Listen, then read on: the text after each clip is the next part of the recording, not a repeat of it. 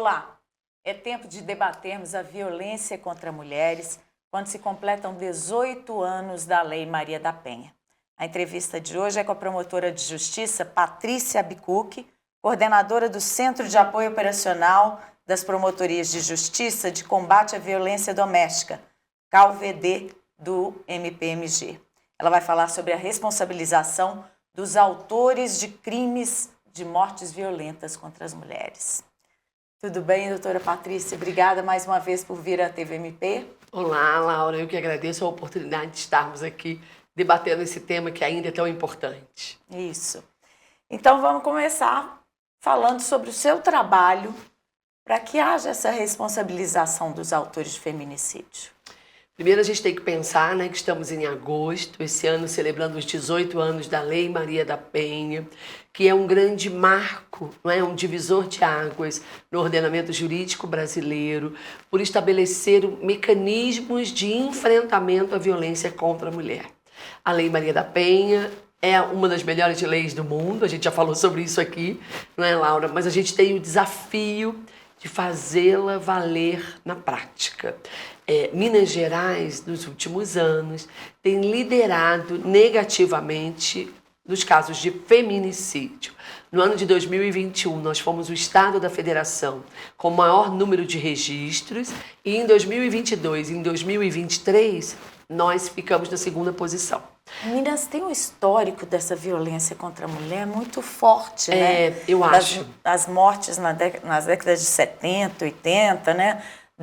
Das manifestações de quem ama não mata. Exatamente, surgiram aqui. Não é isso ainda não foi vencido no nosso estado? Não, ainda não foi vencido. Eu acho que a gente tem um cenário hoje mais positivo, porque mulheres sempre morreram por ser mulheres, mas a gente não enxergava essas mortes, então elas eram invisibilizadas e a gente não dava as respostas que hoje a gente dá.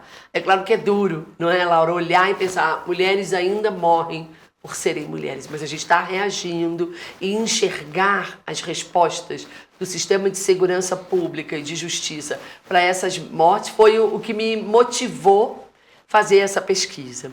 Então, não é um trabalho meu, quer dizer, o trabalho de pesquisa é meu, do Centro de Apoio, mas nós estudamos os 497 casos de feminicídio consumado no estado de Minas Gerais ao longo dos anos de 2021, 22 e 23. Um trabalho de fôlego, analisar todos esses boletins de ocorrência, achar os processos judiciais e ver as respostas que a gente vem dando para a sociedade. E como é que esse estudo desses processos se deu e o que ele revelou? Bom, primeiro, então, a gente fez um trabalho um pouco até artesanal. Todos os processos criminais partem do sistema do Ministério Público, não é isso?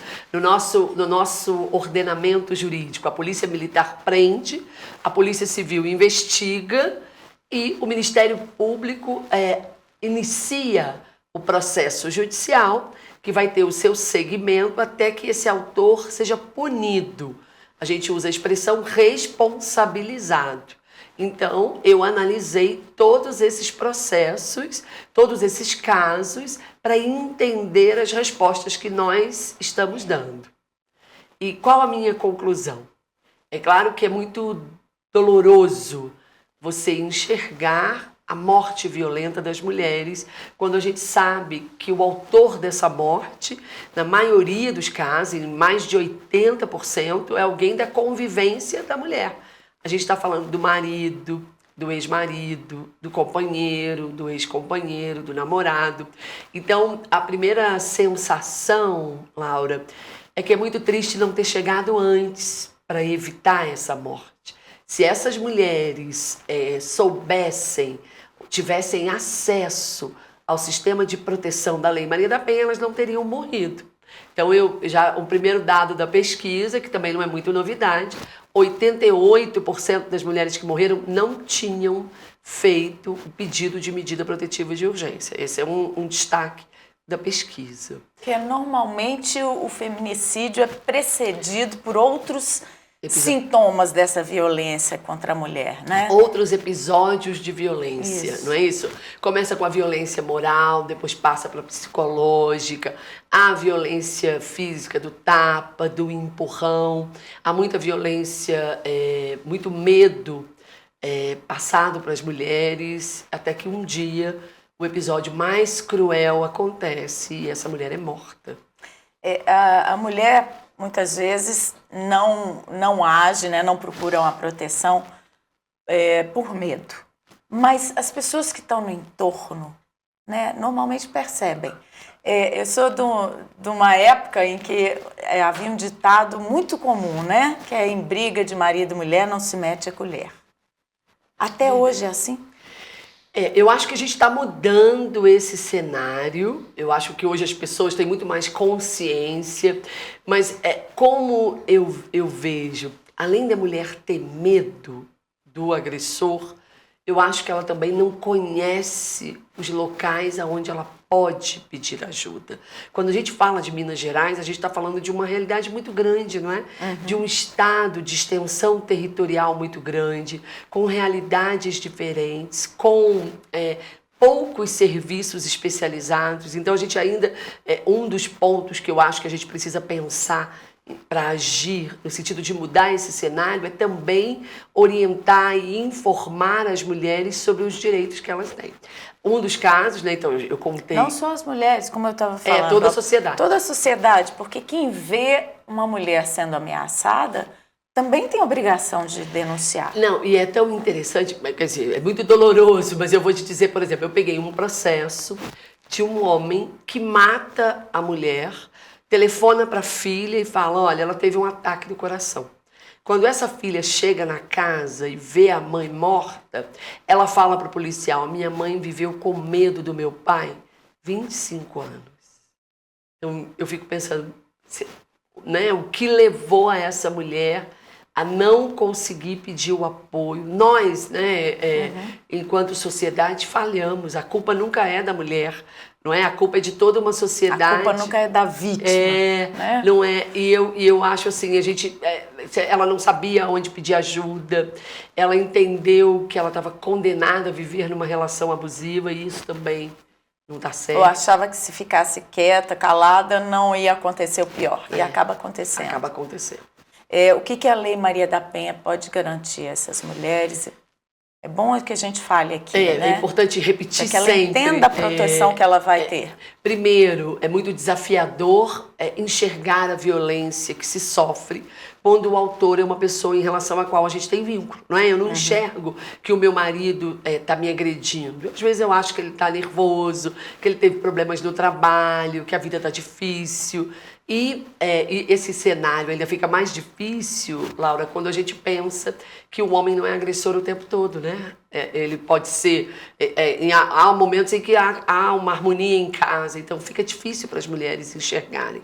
Mas o que eu penso? O primeiro passo é enxergar esse contexto de violência, não tolerá-lo, não é isso? Entender e reagir buscando apoio. Buscando apoio na sua própria rede de proteção, com pessoas da sua família que você confie, procurando os serviços públicos. Então, a gente fala muito da polícia, né, de denunciar, mas pode acontecer da mulher não estar preparada para isso, mas ela precisa saber que ela pode buscar apoio na assistência social, na saúde. Então, ela pode procurar o CREAM, o CREAS, o posto de saúde e buscar informações. E, claro, ela sempre pode contar com o Ministério Público. E como é que tem sido a resposta de todos esses atores, né? A começar da polícia, que é quem recebe a denúncia, primeiramente. Bom, então o sistema é um sistema complexo, né? Então a Polícia Militar prende, a Polícia Civil investiga, o Ministério Público denuncia e há todo um processo analisado pelo Poder Judiciário, pelo juiz. Então, a gente, nesse trabalho, ficou certo que 72% dos casos de feminicídio, dos 497 que eu analisei, 72% deles já se transformaram em processo. Então, a investigação foi concluída, a denúncia foi recebida e o processo está tramitando. Não é, Laura, um processo simples. Os processos de crimes dolosos contra a vida são julgados por uma determinação da Constituição Federal perante o Tribunal Popular do Júri. O Tribunal Popular do Júri é a expressão da democracia no sistema de justiça. São os cidadãos da mesma comunidade do réu que o julgam. Mas esse é um procedimento moroso. Então, o promotor de justiça inicia a ação penal, o réu se defende, depois são ouvidas testemunhas, há uma manifestação das partes e há uma sentença, que a gente chama sentença de pronúncia, que admite, ela é uma sentença de admissibilidade. Ela diz, olha, aconteceu um crime doloso contra a vida e esse réu vai ser julgado perante os seus pares. E aí, essa decisão, ela pode determinar a realização quase imediata do júri, mas ela também pode ser alvo de recursos. E aí vai demorar um tempo até que esse recurso seja julgado. E aí eu posso dizer para você que existem processos que levaram 8 meses, desde o fato até o julgamento pelo Tribunal do Júri. Eu posso dizer que existiram processos que levou quase 2 anos. Então, por conta da complexidade e das possibilidades do ordenamento jurídico brasileiro. Mas você disse 72% viraram processo. E os 28 restantes? Estão ainda em fase de investigação. Significa dizer que essas mortes ainda estão sendo investigadas pela Polícia Civil com acompanhamento do Ministério Público. Quer dizer que ainda os autores não foram responsabilizados, não estão presos? Não. E aí, o que essa pesquisa também demonstra? A necessidade de a gente seguir acompanhando. Não é? Nós não vamos parar. Existem vários autores que estão com mandado de prisão em aberto. Então é preciso um esforço concentrado para prender esses autores. Existem daqueles que foram julgados, e esse é um ponto positivo também. Lembra que a gente está falando? Então o julgamento se dá perante o Tribunal Popular do Júri. Nos casos em que já realizado o julgamento, 93%, 94% foram condenados. Então, o que a gente quer dizer? Nós, e aí é um esforço em rede, dos órgãos de segurança pública, do Ministério Público, do Tribunal de Justiça, nós não estamos tolerando a morte violenta de mulheres. E a própria sociedade mineira também não. Pois, afinal de contas, não são os próprios integrantes da sociedade que fazem o julgamento, que integram um conselho de sentença. Então, a resposta tem sido exemplar. A lei do feminicídio ajudou nisso? Ajudou. O que acontece? O feminicídio é uma qualificadora do crime de homicídio.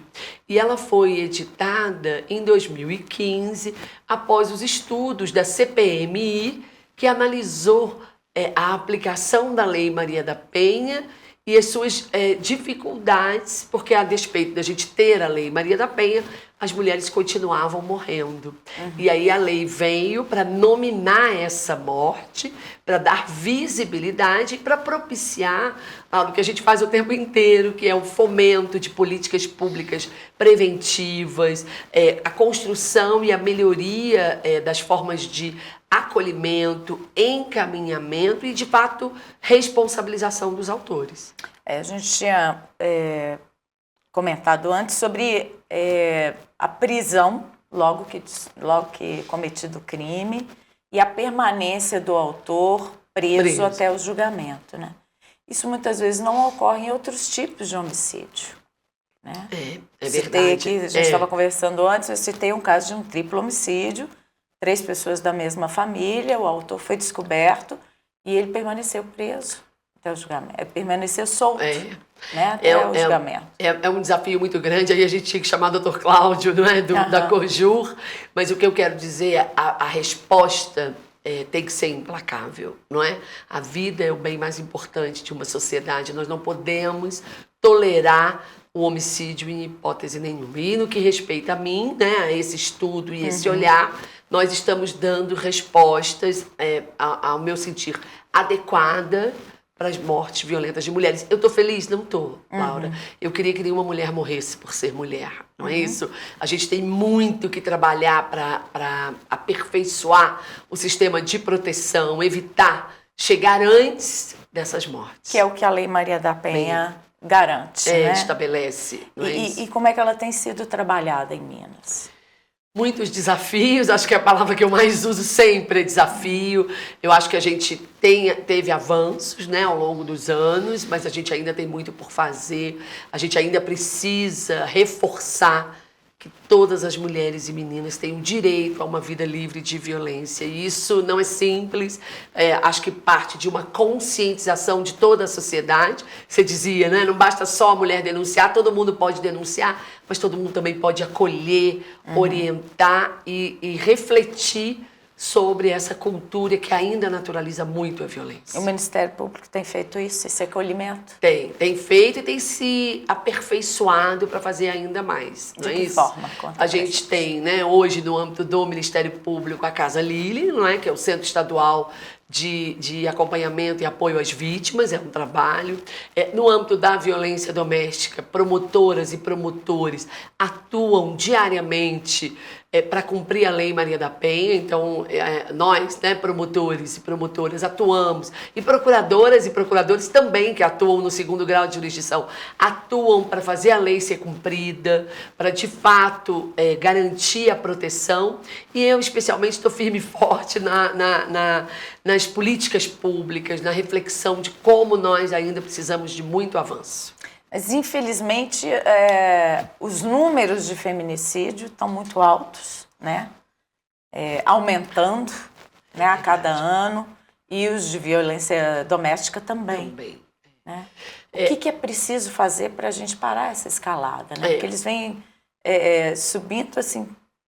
O primeiro ponto a gente precisa, eu quero muito reduzir o feminicídio. Por quê? Porque quando uma mulher busca proteção, ela não morre. Então, quando aquela mulher que sofre uma ameaça faz um boletim de ocorrência e pede a medida protetiva, os estudos dizem que essa medida tem sido deferida e essa mulher tem tido o apoio que ela precisa para não morrer. Claro que a gente tem muito que avançar, mas E muitas têm medo, né, de entrar com pedido de medida protetiva e ser morta por causa disso. E tem medo, dependem dos seus agressores, tem filhos com eles, enfim, é um caminho difícil. Mas a ideia fez um boletim de ocorrência, pediu medida protetiva, acessa o sistema de proteção e sobrevive.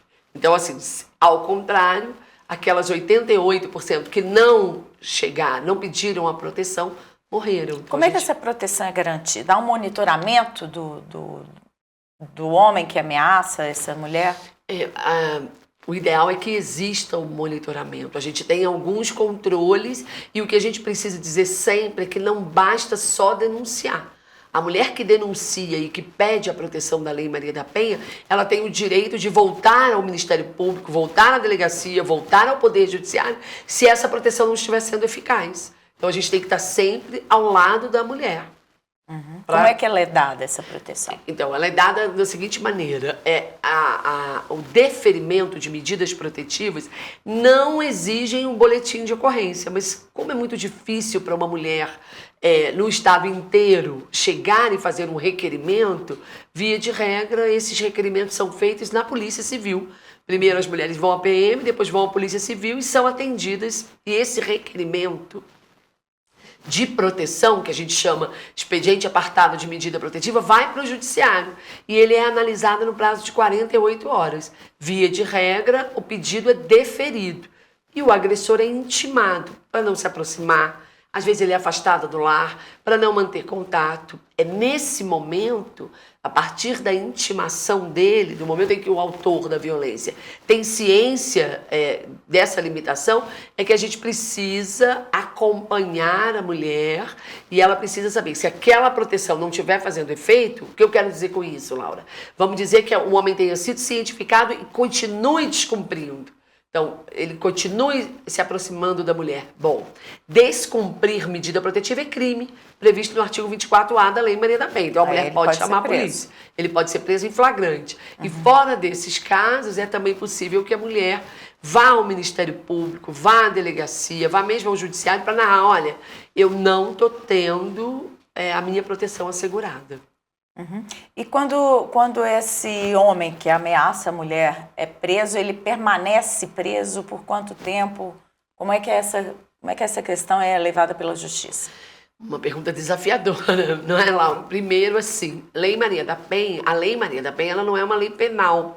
Ela é uma lei integral que estabelece os eixos da prevenção, do atendimento e do acolhimento das mulheres. É claro que o sistema jurídico brasileiro sofreu alterações e é possível a prisão em flagrante do autor de violência doméstica e é possível a manutenção da prisão dele. Só que essas prisões não duram muito tempo. E aí é por isso que a gente sempre fala que a atuação na defesa e proteção das mulheres tem que ser integral. Então é preciso que haja um acolhimento no eixo socioassistencial, é preciso que a mulher, ao longo desse período em que o autor está preso, se estruture e receba apoio para isso, não é? Sofrer violência doméstica, Laura, é desestruturar a vida, não é? Eu não posso continuar morando na mesma casa, eu não posso trabalhar no mesmo lugar, ou pelo menos eu preciso me proteger de alguma forma ao longo desse período de ruptura. Mas o que a gente precisa dizer é, essa situação é possível de ser alterada, sabe? A gente fala muito das mulheres que morreram, claro, todo o nosso respeito a elas, né, e às suas famílias, mas a gente sabe de muitas mulheres que sobreviveram e conseguiram pôr um fim no contexto da violência. Há uma rede de proteção aqui que ajude essa mulher a mudar a vida, né? A se abrigar de outra forma, a buscar trabalho em outro lugar. A Lei Maria da Penha estabelece, não é isso, que a atuação em defesa das mulheres deve se dar de forma integral, em rede. Então, a gente tem os serviços especializados, mas a gente também tem os não especializados. Então, o que a gente quer dizer? Em todos os municípios existe um CREAS, um CRAS, existe um policial militar, existe o fórum da comarca, que normalmente, né, a gente tem 853 municípios e 298 comarcas. Então, se na minha cidade, se eu moro numa cidade pequena, o fórum não é na minha cidade, mas é na cidade mais próxima, mais próxima, então a gente pode ir lá pedir apoio. A gente está formando, capacitando e orientando CRAS, CREAS, postos de saúde, todo mundo, e também a sociedade civil, não é? Instituições, ONGs, OSCs também se somam nessa caminhada de mudança desse cenário. Para poder dar o abrigo necessário, o acolhimento necessário o acolhimento, para essas mulheres. a orientação, o abrigo, não é? Aqui em Belo Horizonte, por exemplo. Em Belo Horizonte a gente tem o maior número de serviços especializados, né? A gente tem a rede de atendimento dos serviços especializados, a gente conta com delegacia especializada e com funcionamento 24 horas, a gente tem a Casa da Mulher Mineira, a gente tem o CEAM Bem-vindo, a gente tem a promotoria especializada, o núcleo da defensoria, 4 juizados, então tem os grupos reflexivos dos homens autores de violência, então a gente tem a CEAPA, tem o Dialogar, tem outras instituições da sociedade civil que fazem esse trabalho. Então a gente tem, né? A gente tem a PPVD, que é a Patrulha de Prevenção à Violência Doméstica. Que atua como? A Patrulha de Prevenção à Violência Doméstica é um serviço especializado da PM, que tem um recorte de atuar nos casos de maior gravidade e de reincidência nos casos de violência conjugal. Então eles acompanham maridos e ex-maridos, companheiros e ex-companheiros, namorados e ex-namorados, que possam ter cometido a violência e continuem no contexto de violência. É um serviço muito qualificado. Se já houve uma qualificado. queixa, eles estão sempre monitorando. Eles monitoram por cerca de mais ou menos 3 meses e atuam em rede. Então, se houver o descumprimento, a PPVD vai comunicar ao Ministério Público e ao juizado. A PPVD articula e fortalece a rede. O desafio é que a normativa de implantação da PPVD é para os municípios com mais de 30 mil habitantes, e aí já é um cenário menor. Você acredita que as mulheres têm buscado mais esse sistema de proteção que é garantido pela Lei Maria da Penha? Eu acho que sim, mas eu acho que... Porque eu tenho andado muito por Minas Gerais, não é, Laura? A realidade do interior ainda é muito desafiadora. Eu preciso enxergar as mulheres rurais, as mulheres da periferia, as mulheres que estão quilombolas, dos povos tradicionais. Há uma dificuldade muito maior dessas mulheres romperem o silêncio e buscarem apoio. E há uma dificuldade cultural e há uma dificuldade física. Eu andei em cidades de Minas Gerais que da cidade, do município, né, do centro dessa cidade, até a delegacia mais próxima, mais de 2 horas. Mais de 2 horas de estrada de chão. É difícil buscar ajuda, né? Como buscar. Situação de ameaça. E aí como entender, E aí tem os desafios estruturais e estruturantes. A gente tem que pensar Como é que nisso. as promotorias, as comarcas têm atuado para chegar até essas comunidades? Eu acho que é um desafio, né? No nosso caso, a gente tem um MP itinerante que faz um trabalho muito bom, preocupado em interiorizar. E você sabe que uma das diretrizes do MP itinerante é justamente onde não é sede da comarca. E ali se fazer um movimento de cidadania e de respeito. Há sempre uma equipe do sempre KVD acompanhando o MP? Eu não atuo tanto quanto eu gostaria, por dificuldades estruturais, mas a gente tem uma parceria com a ouvidoria, e a ouvidoria das mulheres sempre faz, né, doutora Nádia, a equipe sempre aborda o tema do enfrentamento à violência contra as mulheres, e a gente vai tentando chegar a todos os locais. É um desafio gigantesco. É levar informação, né? O MP itinerante é um bom equipamento para isso. Eu acho. Né? É um equipamento importante e a gente tem pensado junto, não é? E aí não sou só eu, eu tenho me unido muito à bancada feminina da Assembleia Legislativa com uma ideia de que a gente tem que interiorizar a política, a gente tem a Subsecretaria de Política para as Mulheres, que também é um espaço que a gente quer ver fortalecido e ampliado para justamente mudar esse cenário que ainda segue muito desafiador. Ok, muito obrigada pela sua presença aqui mais uma vez.